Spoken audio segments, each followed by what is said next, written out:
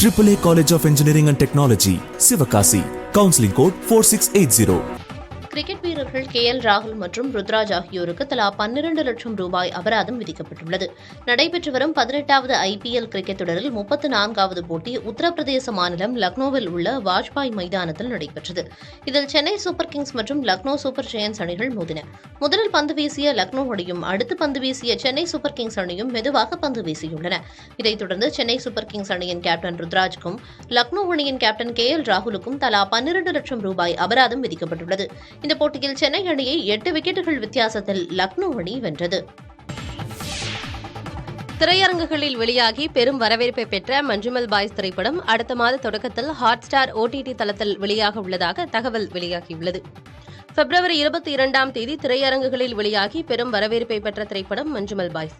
மலையாளத்தில் வெளியான இந்த திரைப்படம் தமிழ்நாடு மட்டுமின்றி உலகம் முழுவதும் வசூலை குவித்தது. இந்நிலையில் இத்திரைப்படத்தின் உரிமையை ஹாட்ஸ்டார் OTT தளம் வாங்கியிருப்பதாக தகவல்கள் வெளியாகியுள்ளன.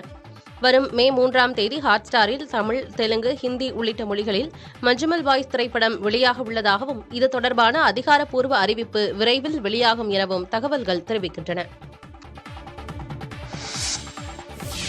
AAA College of Engineering and Technology, Sivakasi.